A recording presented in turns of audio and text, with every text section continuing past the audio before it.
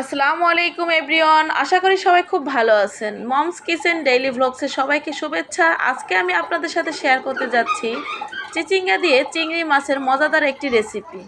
তো দেখতেই পাচ্ছেন, এটা দেখতে যেমন আকর্ষণীয়, খেতেও কিন্তু খুব সুস্বাদু ও মজাদার। তো আমার আজকের রেসিপি আশা করি আপনাদের কাছে খুব ভালো লাগবে। আর এটাকে আমরা চিচিঙ্গা, কহি এবং রেহা বলে থাকি। তো আমি এই তিনটা নামে জানি, হয়তো আরও অনেকেই অনেক নামে চিনেন। তো যে যেটাই বলি না কেন, জিনিস কিন্তু একটাই।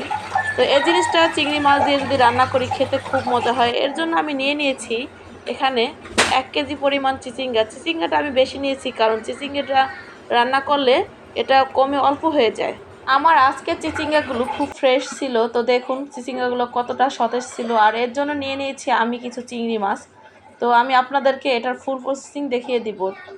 তাহলে দেখুন আমি কিভাবে কেটে নিচ্ছি। আমরা হয়তো সবাই কম বেশি কেটে নিতে জানি, তারপরও আজকে আমার এই ভিডিওটা হচ্ছে নতুন রাঁধুনি আপুদের জন্য, যারা কখনোই চিংড়ি মাছটা কাটেননি, তারা কিভাবে কাটবেন। তো এই জন্যই আমি দেখিয়ে দিলাম যে কিভাবে চিংড়ি মাছগুলো কেটে নিতে হয়। তো দেখুন এইভাবে আমি সম্পূর্ণ চিংড়ি মাছগুলো কেটে নিব। তো আমি এর মাথাটা কিভাবে পরিষ্কার করছি দেখুন। এর মাথাটা আমি এভাবে কেটে দিয়ে, এর মধ্যে কিন্তু একটা ময়লা থাকে, তো ওই ময়লাটা আমি হাত দিয়ে এভাবে ওই যে তুলে ফেলে দিব। তো আপনারা দেখতেই পাচ্ছেন আমি কিভাবে কেটে নিয়েছি। এভাবে আমি সম্পূর্ণ চিংড়ি মাছগুলো কেটে নিব। আর এখন আমি দেখিয়ে দিব কিভাবে চিচিঙ্গার উপরের খোসাটা ছাড়িয়ে চিচিঙ্গাগুলো কেটে নিতে হয়। তো এভাবে আমি একটি ছুরির সাহায্যে চিচিঙ্গার উপরে সম্পূর্ণ খোসাগুলো ছাড়িয়ে নিয়েছি। আর এভাবে আমি প্রত্যেকটা চিচিঙ্গা পরিষ্কার করে নিয়েছি। এরপর আমি ধুয়ে ভালোভাবে কেটে নিচ্ছি। আমি কিন্তু কাটার আগেই ধুয়ে নিয়েছি, কেটে কিন্তু আর ধুয়ে নিব না, কারণ যদি এটা কেটে ধুয়ে নিই তাহলে রান্না করার সময় অনেক পানি উঠে আসবে আর এটা কালার নষ্ট হয়ে যাবে, খেতেও মজা লাগবে না। তো দেখুন আমি কিভাবে পাতলা পাতলা করে কেটে নিয়েছি। এরপর আমি এর মধ্যে দিয়ে দিব 2টি আলু। এটা অপশনাল, আপনারা চাইলে দিতে পারেন, না চাইলে স্কিপ করবেন। তো দেখুন আমি আলুটা কিভাবে কিউব করে কেটে নিয়েছি। আপনারা চাইলে অন্য কোনোভাবেও কেটে নিতে পারেন। তো আমি আলুগুলো কেটে সাথে সাথে পানিতে ভিজিয়ে দিব, না হয় আলু কিন্তু কালো হয়ে যাবে। তো দেখুন আমি আজকে রান্নার জন্য যেসব উপকরণ নিয়েছি, তো দেখতেই পাচ্ছেন আমি চিচিঙ্গাগুলো কেটে ধুয়ে পরিষ্কার করে নিয়েছি। এর জন্য নিয়েছি 1 কাপ পেঁয়াজ কুচি। আর আমি আজকে যেহেতু কাঁচামরিচ দিয়ে রান্না করব, তাই অনেকগুলো কাঁচামরিচ নিয়েছি। আরও নিয়েছি চিংড়ি মাছ, আলু। তো এখন আমি একটি চুলায় প্যান বসিয়ে দিয়েছি। প্যানের মধ্যে আমি দিয়ে দিয়েছি মেজারমেন্ট কাপের 1/2 কাপ পরিমাণ তেল। আর এর মধ্যে আমি দিয়ে দিচ্ছি পেঁয়াজ কুচিগুলো। তো আগে আমি পেঁয়াজ কুচিগুলো একটু ভালোভাবে ভেজে নিব, এরপরে আমি কাঁচামরিচটা দিব। আমি যদি কাঁচামরিচটা প্রথমে দিয়ে ভাজি তাহলে কিন্তু কাঁচামরিচের রঙটা নষ্ট হয়ে যাবে, আর এটা ভাজা ভাজা হয়ে গেলে এর টেস্টটাও অন্যরকম হয়ে যাবে। তো এখন আমি 1.5 চামচ লবণ দিয়ে পেঁয়াজটা একটু ভেজে নিব। তো দেখতে পাচ্ছেন পেঁয়াজটা আমি কীভাবে ভেজে নিচ্ছি।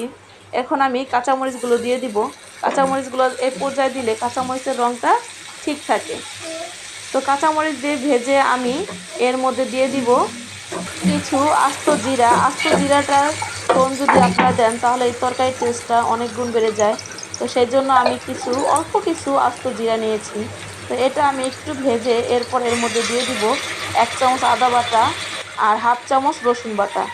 আদা রসুন বাটা দিয়ে আমি 2-1 মিনিট ভেজে নিব, যাতে আদা রসুনের কাঁচা গন্ধটা চলে যায়। এরপরে আমি এর মধ্যে দিয়ে দেবো একটু পানি, যেন মশলাটা পুড়ে না যায়। আর এর মধ্যে আমি এরপর দিয়ে দিব 1 চামচের চাইতে একটু বেশি হলুদের গুঁড়া। তো আমি যেহেতু এটা কাঁচামরিচ দিয়ে রান্না করছি, তাই কালারের জন্য হলুদের গুঁড়াটা আমি একটু বেশি দিচ্ছি। তো আপনারা চাইলে মরিচের গুঁড়াটা দিতে পারেন। আমি মরিচের গুঁড়া দিব না, আমি সম্পূর্ণ কাঁচামরিচ দিয়ে রান্না করব। আর এখন আমি দিয়ে দিচ্ছি 1 চামচ জিরার গুঁড়া।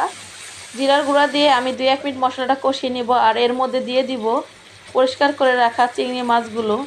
তো চিংড়ি মাছ দিয়ে আমি আবার 2-3 মিনিট কষিয়ে নিব। বেশিক্ষণ কষিয়ে নেওয়া যাবে না, তাহলে চিংড়ি মাছগুলো অনেক শক্ত হয়ে যায় আর খেতেও ভালো লাগবে না। তাই চিংড়ি মাছ দিয়ে আমি 2-1 মিনিট কষিয়ে নিয়েছি। আর এর মধ্যে দিয়ে দিচ্ছি কেটে রাখা আলুগুলো। তো আলুগুলো দিয়ে আমি আবার 2-1 মিনিট কষিয়ে নিব। কষিয়ে নিয়ে এর মধ্যে আমি দিয়ে দিব চিচিঙ্গাগুলো। তো দেখুন আমি কিভাবে একটার পর একটা দিয়ে রান্না করছি, আপনারা ভালোভাবে লক্ষ্য রাখুন। তো চিচিঙ্গাগুলো দেওয়া হলে আমি ভালোভাবে চিংড়ি মাছের সাথে মিশিয়ে নিব।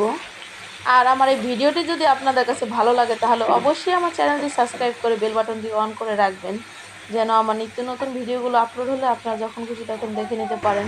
তো দেখুন আমি চিংড়ি মাছের সাথে চিচিঙ্গাগুলো ভালোভাবে মিশিয়ে একটি ঢাকনা দিয়ে রান্না করে নিব কিছুক্ষণ।